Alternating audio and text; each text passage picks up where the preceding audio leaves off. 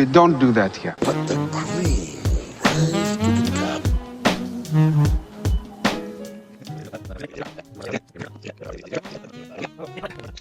Here we go. The ultimate fucking casual. We've reconvened. It's November 12th. I'm on a 2-day bender of wild shit that veterans like me, Marines specifically, do from the 10th and the 11th. It's all a blur. Not really. Nathan, Isaac, how are we doing, fellas? Doing well, man. Doing well. Hanging in there.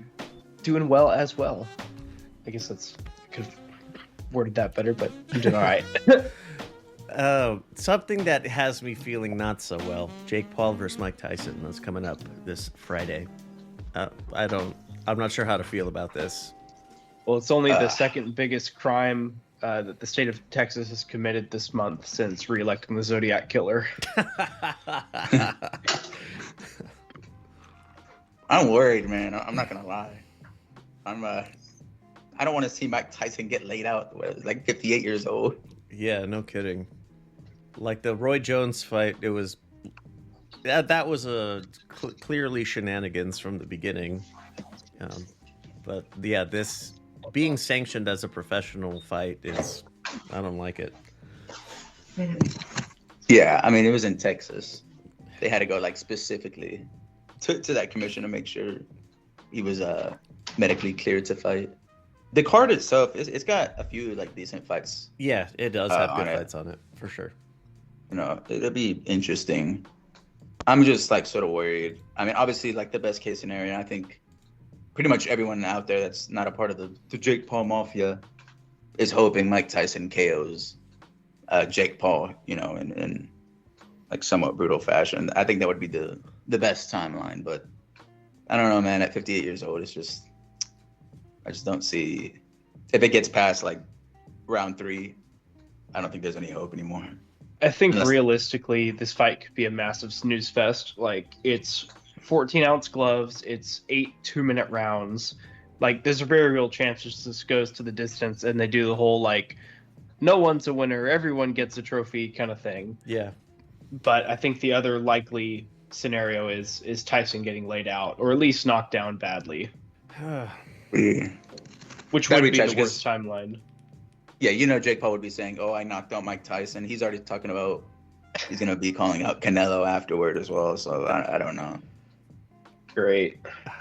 Yeah, this is no bueno. If that were to happen, could it be taking it further, like the way Ngannou knocked down Tyson Fury? People made a big deal about that, including myself. And then he gets in with AJ, and he's out in 2, and it wasn't pretty. So could Jake like gas himself up, knocking out a 60-year-old man? Oh yeah, 100%. Just gets destroyed by somebody. Yeah, Canelo would steamroll him. Like, actually, it wouldn't even have to be Canelo. Like, there's a lot of boxers that it could be like yeah. It could be one of the 4 cruiserweight champs that's about to get the biggest payday of their career for the easiest fight of their career. Dude, Zurdo might steamroll him. Yeah, Ramirez would pummel him. Can't speak on Billum Smith too much. I've only seen one of his fights, but Jai Opetaia would miss. Yeah, he would hurt Jake Paul. It would not be that. Yeah. I would. That the ultimate fucking casual cannot sanction that fight. Sorry, you're gonna have to go somewhere else. Ultimate fucking casual promotions. Yeah, cannot not approved. Cannot sanction Jai Opetaia versus Jake Paul.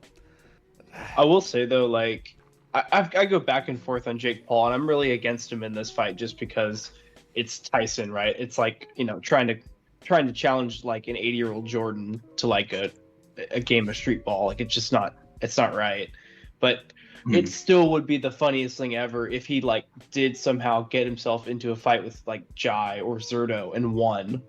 That would actually be the funniest outcome for the cruiserweight division. But don't do Mike bad. Don't do Mike bad.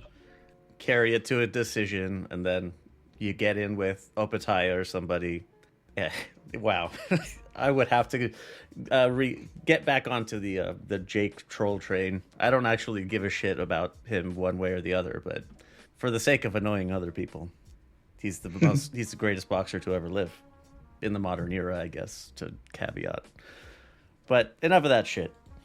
All right, so it's a light one today. We got in our recaps. We had a fight night in Edmonton, Alberta, Canada. That was on the 2nd, and that's it. It was headlined by Moreno Albazi.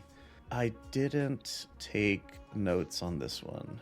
Just Derek Lewis got canceled, I believe. Yeah, and he had like a non-weight issue. Jonata Denise is it's getting postponed. Dustin Stolfitz. Or where did you want to start somewhere? No, I was just gonna. The only thing I was gonna say, like part of the prelims, Charles Jourdain, he moved down to bantamweight, and this was like his debut in this division. A really like good performance. He looks like healthier. He said it's like harder. He has to like diet and everything, but he looks actually like pretty. Like he could be at least top 10 dude at bantamweight. And then Yusuf Zalal, he beat Jack Shore. That was also a really good performance. Yeah. So out of the prelims, those two fights were nice. Yeah, those were the two that did not go the distance. Otherwise, all the rest went to decision. Mm-hmm. Yeah. Moving up to the main portion, Mike Malott gets the UD over Trevin Giles. Dustin Stolfitz sparks Mark Andre Barrios. Bad. Yeah, I think getting sparked out is putting it lightly. Time to retire, buddy. Yep. He's old as hell too. Oh, I screwed this one up bad thinking back on it, but it's Yasmin Yazdavicius. That's fun. Submission in the 3rd over Ariane De Silva. RJ fucking acolytes shed a tear. Our girl did not get the win. Brenson Ribeiro gets a split decision over Kai Machado. I don't remember much about this fight in particular. I don't think it was that good. Yeah, the main sort of suffered a little bit, other than the knockout with Dustin Stoltzfus. Aaron Blanchfield, Rose Namajunas drops it again. This is how many losses in a row? That's quite a skid. She's on quite the skid. So I think Rose. Well, I thought she broke her last one. losing streak in her last fight, but it was a very, very uninspired win. She's had a lot of stinkers recently, is what it is. And Okay, that's what it is. The skid of Like this is another like mediocre fight. Not a lot happened. no. Not a lot happened. Aaron Blanchfield got the win. I thought she won too, but I mean, I don't know. This is not a barn burner in any sense of the word. And I mean, I don't know. Rose is sort of in a weird place now because I guess they're just gonna have her like keep fighting contenders to like build people up since she's like a decently big name. It's sort of a weird place. Like I don't know what's next for her. Yeah, well, what's next for her is her to get laid out by some new contender, and I think that her team is delusional enough to think that like she has actual title aspirations with this current style that they're just going to keep doing it, and eventually they're going to run into someone that's going to knock her out cold. And I say that as a Rose fan. She was one of the most exciting women's fighters in the sport, and ever since she parted from Trevor Whitman's camp, it's not been the same. Oh yeah, Just that's right. like She's just with Pat Barry now, right? Way too tentative. Yeah. Like I've never seen a fighter like move away from their own style. Like this isn't even like a physical degradation, right? This is just complete She's still tactical young. ineptitude. Yeah, she's only 32. Yeah, she's not old. Seeing her in the Zhang Weili fights, it's like a completely different fighter nowadays. I don't know what happened to her. Went back to check. So she got this loss here. She was coming off of 2 wins, but they were very uninspiring ones.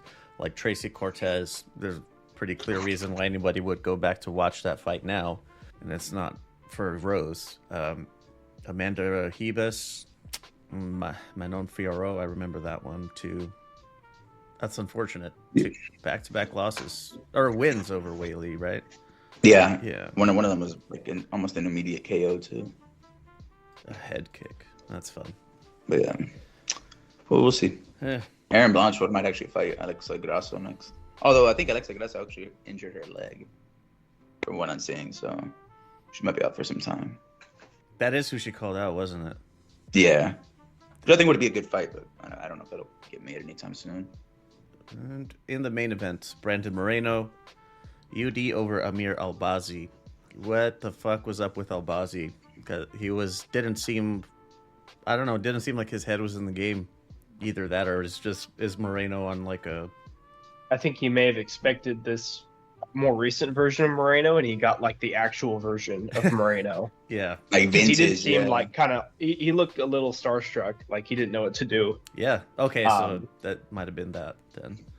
Yeah, I think we just saw like Moreno came back, and like, you know, fighters always say they come into fights with, you know, some type of nagging injuries, but Moreno took a long enough time off, you know, rested, like mental health reasons, you know, he was getting drained from all the fights, but he took some time off, fully recovered, and we got to see vintage Moreno, and man, he looked good. He did. He looked like, this looks like championship like level Moreno.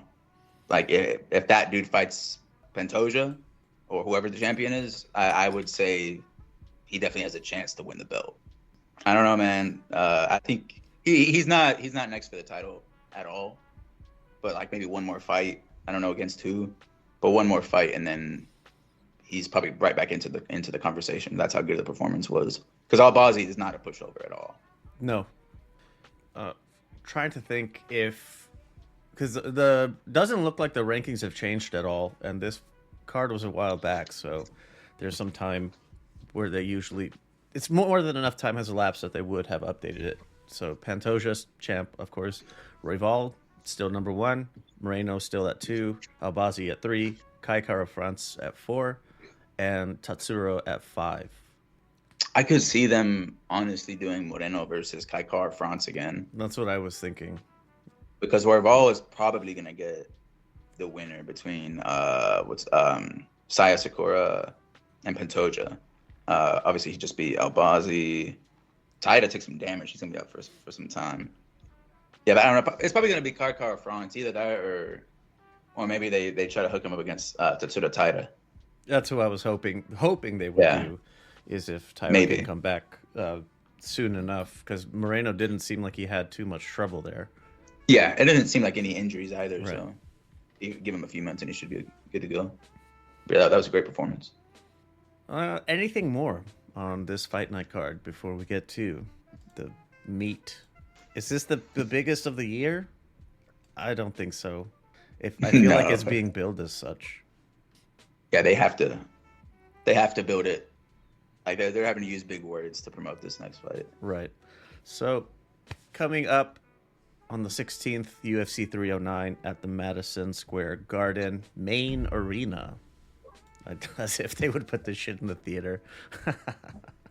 All right, so starting off, I wanted to get the times here. So the early prelims on the West Coast start at 3-6 in the East.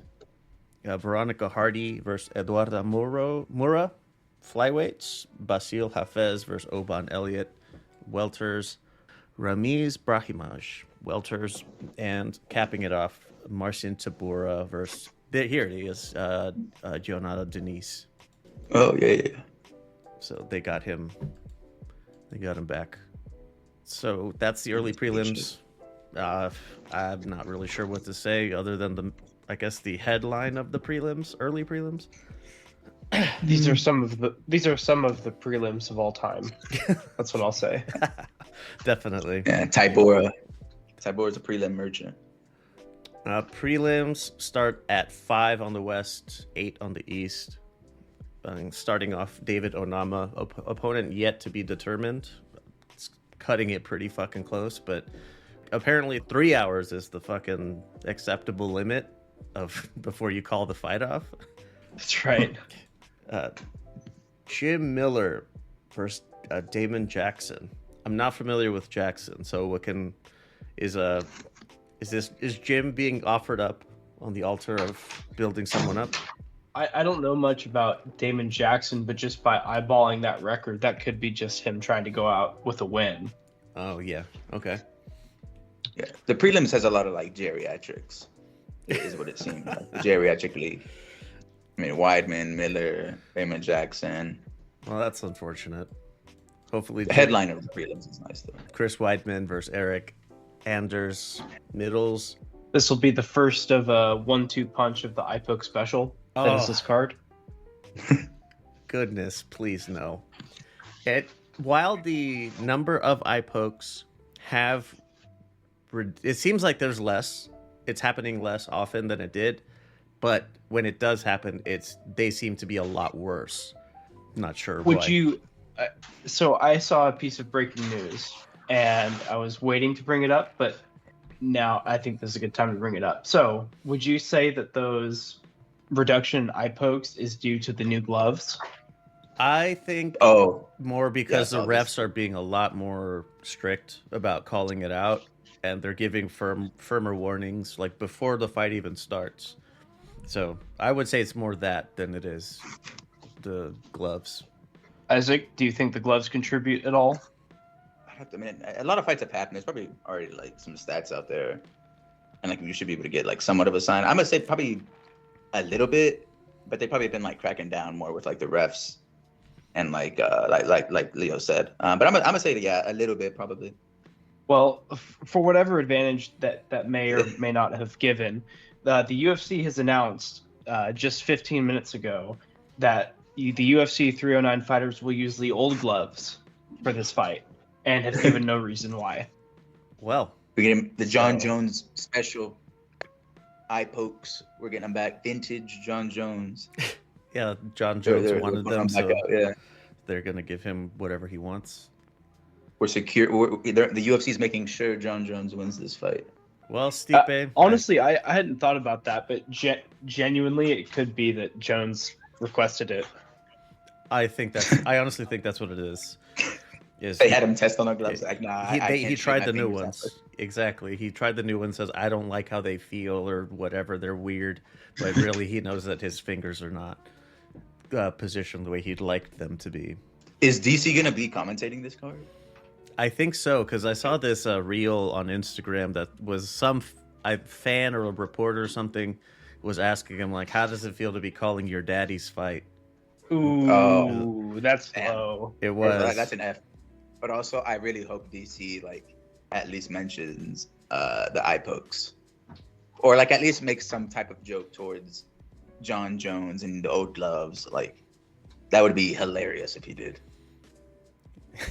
You usually tell the fighter to keep their eyes open, but not sure if that's what Stipe should be doing. I don't know. Just something that came up for me. Right. So that's the gloves are going to be the old style. Is it for the whole card or for just Yep. the one? The whole event? card. I think. Okay. So, right. It's not just for John Jones. Plenty of fighters, straw man, were asking for the old style. I'm sure they were. Okay, all right. Capping off the prelims, Jonathan Martinez versus Marcus McGee. Fun. No, it's just a decent card. Jonathan Martinez is okay. The pay-per-view portion starts at 7 on the West, 10 on the East, with Mauricio Rufy versus James Lontop, lightweights. Vivian Arajo versus Corrine Silva. I wasn't sure if these should have the RJ tag or not, but Bo Nickel versus Paul Craig, middleweights. How big of a step up is this for Bo? Paul I mean, might be it's- falling off. Oh, it's a bit of both. I agree with that. It's not that big of a step up, but it is kind of a marker to see where he is, because we just saw Kyle Borrallo just ragdoll Paul Craig. Mhm. And so if Bo puts him away in a similar fashion, we at least know, because we think Borrallo is like an upcoming middleweight contender. And so if Bo Yes. does him similarly, we're like, okay, he is making his way up into the next class. But if he goes like, even if he wins, but it's like by decision, then it's like, okay, he's still like very, very raw if he's, going into a decision with Paul Craig. So it's less of a step up and more of like a measuring stick moment with an actual contender that we know for sure is legit. Yeah, this is very much like a checkpoint. Well, You know what's wild though? Hmm. Like, I still find it crazy that Paul Craig actually beat Ankalaev. Oh my God, when? This was in 2018. He submitted Ankalaev. I think it was a knee bar. Hmm. Yeah, he actually used to be good. He ended up having to move down like to middleweight just because he was too small. But yeah, I don't know. It's just it hasn't been working out for him recently. But it would be wild if he actually ended up beating Bo Nickel. Like that's, I mean, I'm not gonna say the hype is back for Paul Craig, but that would be a very, very nice win for him and like completely derail a hype train in Bo Nickel. Like UFC, I don't even know what they would do with Bo Nickel after that because Paul Craig is not. It's not like Paul Craig is some top guy. I don't even know how they would like spin that loss. They could give him the Rebellis to Spain treatment and just cut him. Just cut him.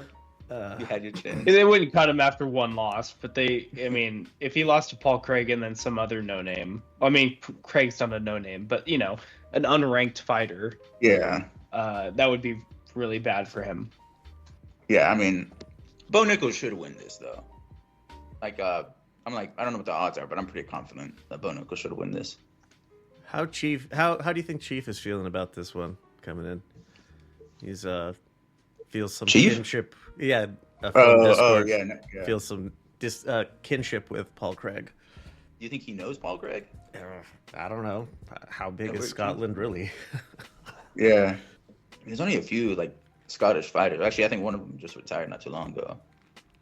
But I mean, yeah, if you watch any UFC, I mean, you probably know that. I mean, during the weigh-ins, he paints his face blue and white flag.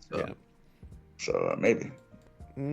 Moving up to the co-main, Charles Oliveira, second at lightweight versus 7th ranked Michael Chandler. Rematch. How have I know that like Oliveira's been having a better time recently. I haven't seen Michael Chandler at all. Yeah, I think since I've been watching really. UFC. He's been perpetually waiting for the McGregor fight. Oh yeah. Boy. He's fought. Actually, how many fights has he had since he fought Gaethje? He fought Ferguson, then he fought Dustin in 2022, and then he hasn't fought since. Gaethje. Well, he fought Gaethje too, no? But Gaethje was before then. Oh, was Gaethje was before the Ferguson fight. Yeah, his last fight was Dustin in November. Actually, no shit, 2 years ago today. Yeah, this is something like ring rust is like a genuine factor here. Absolutely, and like he's older too. Oliveira just fought against Sarukian. So like he's much. I mean, his body's gonna be way more acclimated for this fight. But I mean, I don't know. Chandler's saying he feels good, like the best shape of his life. I don't know. I mean, this is where you know the meme from Star Wars, like this is where the fun begins. Yeah. This right here, this is really the fight where shit starts kicking. This fight should be good. Like even whatever side you're pulling for, Oliveira or Chandler, this is gonna be a good fight. Like there is no way this is like a bad fight unless someone gets injured, like walking to the cage. Yeah. And it's a very exciting kind of unpredictable fight because we saw when the first fight happened, it was really, really an amazing fight for even though it was only like a round and a minute or something like that. And the last time Charles fought a striker, he knocked him out in the first round. And we know Chandler's tendencies past his Bellator days. He doesn't really care to decision wrestle someone. He's going to want to throw hands. So it's going to be really exciting to see how this goes down. Yeah, and like, I mean, they already fought each other before. Chandler almost had Oliveira out of there in the first round. Like, I mean, there might have been some judges or some referees that would have stopped that fight in their first bout. But, you know, Oliveira it was really close. Came back in the second round and just immediately battered Chandler with a hook. So I don't know. I think it might go longer than the first fight. But yeah, this is going to be a very good fight. And this fight means something. Because if Oliveira wins, he's probably going to get Islam next, I would imagine. Chandler would? No, like if Oliveira wins. Oh, because they fought before. It was also a while ago. Yeah, they were scheduled for the rematch until Volk jumped in to save that card. Because Oliveira, what did he do? He cut his forehead or something? Yeah. He was doing like some hard as hell sparring like a week before the fight. I completely forgot that's who he jumped in to replace. But there you go. That's the co-main. What is a hype song for that I can use to cut in here for John Jones versus Stipe Miocic? He has a song that he walks out to all the time, John John. I forgot what it was, but I was just gonna say play the WWE song that Colby Covington used to walk out to, where it's just like, "You suck, Oh, the Kurt Angle you one. suck." Yep. Yeah, there you go, Kurt Angle. Yeah, I got you. Yeah, I can do that one. John Jones does suck. He does majorly suck. Tommy Aspinall's music, Yeah, that's like his Casey and the Sunshine Band, just put that on to chill John. yeah, that's actually what I was going to bring up was him. Some interview he was doing about talking about if he wins, which it seems most likely that he will, that he would more likely not than so fight Tom Aspinall, because how did he put it? Like, he doesn't want to give Tom Aspinall the opportunity to build a name off of him. Like bitch, how do you think you got to where you are? Yeah. Yeah, I don't know. I do think John Jones is going to win. I'm hoping that Stipe wins, obviously. But if John wins, I'm going to be very curious as to what he says in the post-fight interview. Because they will ask him. They will ask him about Tom Aspinall. Like, they will say the name Tom Aspinall to him. He's probably going to go, the same Alex Pereira route that he's been talking about the past few days. He's even gone so far as saying he's willing to vacate the heavyweight title to fight Alex Pereira, which, I mean, that's insane to say as a champion. You've defended the belt once, or you will be defending the belt once. He just earned it. He hadn't defended it at all, and he's already ready to drop it. When did we develop the technology to translate quacks to English? What the fuck? He's gonna drop the title instead? Get the fuck out of here. I'm saying, this is I don't know, man. It sort of does piss me off, because like, it would be a very good fight, and I want to see Tom Aspinall versus John Jones, but like, John Jones could absolutely still win that fight. Like, I'm not saying that like Aspinall's gonna steamroll him. I don't know, and I just don't. We're never gonna get that fight. I feel like never. I don't think so. And it's funny because it's in these last couple of years that he's been inactive that people have been starting to like question his legacy. And it's like, what better way to shut all those people up than by like submitting Aspinall in the first round? Like, if he submitted Aspinall in the first round, he is the greatest of all time. Oh yeah. Because he would have beaten the old generation, the current generation, and the new generation. Oh, and by the way, he beat the new generation at a heavier weight class. Like, what a way to go out. But he's like, his actions are saying the opposite. He doesn't even want to attempt it. It's very similar to the Canelo situation. Like, can you imagine if Canelo beat Benavidez? No one could say shit about Canelo anymore after that. That could be a career-defining win for him. Yeah, like, I mean, his career, like the back end of the career would end with flowers.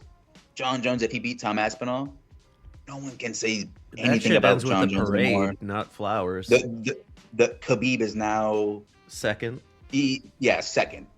Second. Like, I'd say pretty like undeniably second, and John Jones is number one after that. Like, I mean, there's nothing else you can say about that. That win would be so monumental, they'd have to check Dana White into a hospital for an erection longer than oh yeah 100%. What would his fucking face look like with all the blood out of his head and down to his fucking wing instead? Yeah, no, he has to get hospitalized. Yeah, that's right. That's wild. I don't know. I'm not sure what to make of the fight itself, because I've seen John Jones fight once. He came back and beat Cyril Gane and then disappeared again. Yeah, I mean, Stipe is like a Golden Gloves. This is the thing. Stipe is a good fighter, but Stipe is like, what is it, 43 now? 42. Okay, yeah. I mean, he's old. I don't think Stipe has fought in like 3+ years. Not only that, but the last time he fought, he got knocked out. When I say brutally, I mean very, very brutally by Francis Ngannou. Yeah, that is. Yeah. Really bad loss. Yep. Leg got stuck, completely out cold. He was down for time. I mean, he has good like takedown defense. He has good takedowns. Very good boxing, but he is older. John Jones, obviously, is pretty much a dangerous striker everywhere. I think he's one of the people attributed to the creation of the calf kicks. So we should be seeing some of those, and then obviously his takedowns, and everything about John Jones is good. Very smart fighter, everything. So I don't know. John Jones should win this fight. Maybe Stipe pulls one out of the tank, You know, like they always said, the legends Yeah. always have that one last fight. Yep. But even if Stipe was at his best, I really would worry for him on his defensive wrestling, because if John were to get like secure a full mount or to get into a position to start like angling for submissions, that's something Stipe's never like experienced before at heavyweight. So Mhm. his path to victory has to be offensive wrestling. He's a good boxer that is good, really, really good at mixing in his takedowns. And when he establishes a dominant wrestling position, like he doesn't let that go. Like in the first Ngannou fight, probably was closer to a lay and pray, but I mean, he was able to keep a giant guy like Ngannou like fully secured Yeah. through the course of that fight. So I mean, that's his path to victory. But like you said, I mean, he's 42, and even if he's had time to recuperate from the knockout, his body's still way older. Yeah. I saw something the other day talking about Stipe worked like a 24-hour shift last week at his fire department. And I mean, I don't know. I feel like Stipe is really just in this for the bag at the moment. Like he's probably making like very, very good money for this fight. He knows this is like, you know, his last big paycheck. I don't know, man. I don't know what to say about this fight really in terms of like. You got to bring a number to the table that Mrs. Miocic is going to look at and say, okay, fine. We need this. Yeah, we can take that. That's acceptable for you to shave another fucking 2 years off of your life. I gotta say, like, could you guys imagine if Stipe knocks out John Jones? I would be hospitalized for an erection lasting longer than 4 hours. Bro, first of all, if that happens, just know I'm gonna be spamming you guys in the chat. Dude, I would lose my mind. I'm gonna be spamming memes, everything. Not only that, but I would the post-fight press conference with Dana White would be one of the most hilarious things in recent UFC history. Absolutely. Because they're gonna ask him, does that now mean that Stipe Miocic is now #1 pound for pound after getting this win? And Dana White, we would have to hear Dana White utter the words that John Jones is not #1 pound for pound. That would just be tremendous to hear. They're probably doing some software upgrades for Android, Dana White, to make sure that when he says that, his brain doesn't short circuit and explode. If Stipe does win too, that could be like Daniel Cormier's final revenge, because he's the one that taught Stipe how to deal with the eye poke. Oh my god. Oh, this is that would just be so fun. You just put a scenario into my mind that could be like really bad about like this fight ending with an eye poke. Like, you know, like in the first few rounds or something like that. It like ends with an eye poke or like some type of injury. And like they'd have to reschedule this fight again or something like that. I don't know. Honestly, whatever it is, I hope we get like some type of conclusive evidence or conclusive end to this, because if John Jones is gonna retire, I want him to just leave. That way Aspinall can like get undisputed and do whatever. Maybe Alex Pereira can move up, whatever. But like I don't know if I can take another 2 years of this, of John Jones playing around. Are they gonna wait till Stipe is like in his mid-40s to make this fight?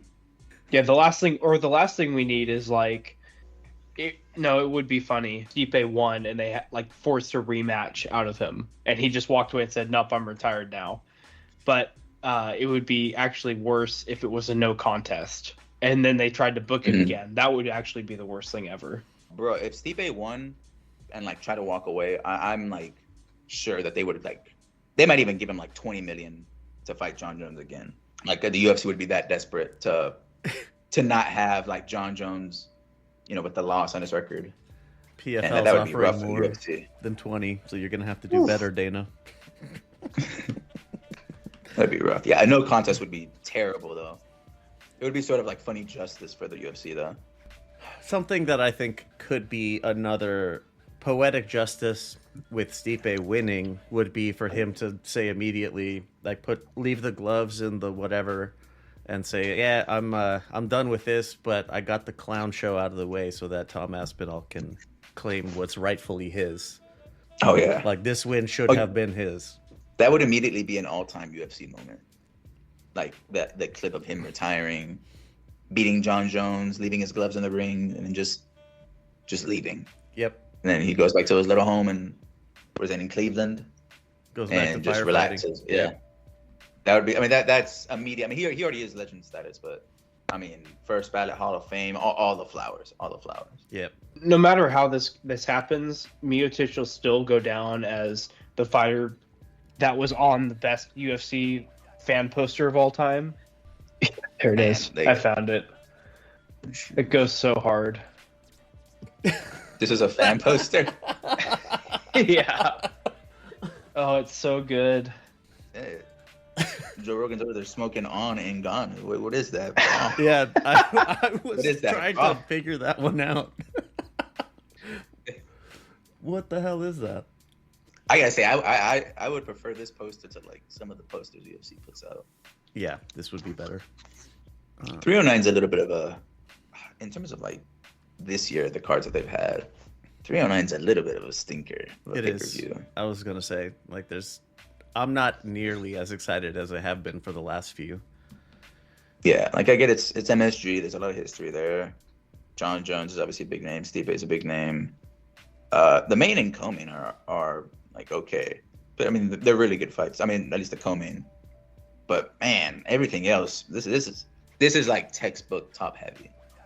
Textbook top heavy, Yeah. and the top heavy isn't even that good It's either. not that heavy. Yeah. No, it would have been John Jones versus Tommy Aspinall. Perhaps this would have been okay. Unironically, I will excuse this if Stipe wins. Any other result, I'll hate the UFC for it. But if Stipe wins, this is the greatest card ever. I just have a bad feeling like Stipe is gonna get laid out first round. Either Yeah, that or submitted. immediately subbed. Yeah. That would suck. And like I feel like it's not even gonna be like in a fun way. Like I at least want to see like John get rocked, or something like that. But I don't know if Stipe has the reflexes for that anymore.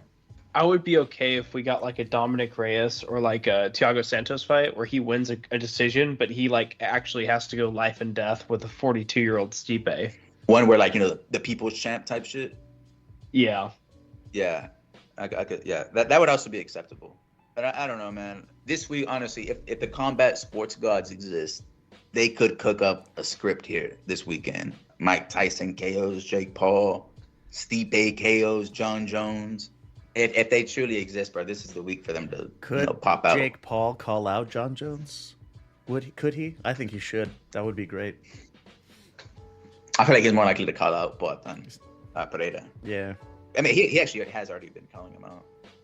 But I gotta say though, I'm gonna be. It's gonna be weird as hell if John Jones in the post-fight interview, like they ask him about Tommy Aspinall, and he like completely deflects and then just calls out Alex Pereira. From what I've been seeing around, it seems like that's what if he's going to continue fighting, it's going to be AP, not Aspinall at all. I don't have an issue with that fight. I'm down to give Alex Pereira the chance, but I don't know, man. Tommy, are we gonna ask Tommy Aspinall to defend the interim belt twice? Are we really gonna do that? Only thing I Like, would come on. appreciate is if Bruce Buffer changed the introduction instead of saying undisputed champion, because he's not. There's a dispute. Fucking Aspinall has it. Yeah, I don't know, man. Heavyweight's in a little bit of a shitter at the moment. Well, that was all we had for this one. I don't know if there's anything more that's going on news-wise. Not for this. There's like some other stuff that happened, but nothing. I guess I needed to be on this one. All right, just to cap it off, predictions on Stipe versus Jones. John Jones wins by submission round 2. Stipe unanimous decision. Speaking it Excellent. into existence. Oh, I hope you're right, Nathan. Yeah, I really. Take some melatonin, Nathan. We need these predictions. I think I need something a bit stronger than melatonin, but thankfully for us, I have the means. You need the Ngannou bong. Yeah. Man, I don't know enough to say. I'm thinking Jones goes the distance, wins on cards, but I'm not gonna. Could you like imagine it. a boring as hell decision, 5-round decision? Oh, please no. All right. Thanks for listening to this episode of The Ultimate FN Casual, a Lux Media production. If you'd like to give your thoughts or you need to let us know how terrible you think our takes are, you can be a lame and text our anonymous line, 833-589-7637. If you want to stand on business, call, leave a voice message, and we'll see if you're entertaining enough to make the final cut of the show. 833-LUX-PODS. Can't go wrong. If you prefer to hit us up on social media, the account name is LVX Media Net, all one word. That's on YouTube, Instagram, Twitter, and all the rest of that shit. If you can't find us, chances are that we're not on it. A lot of stuff gets cut out from the final releases for all kinds of reasons.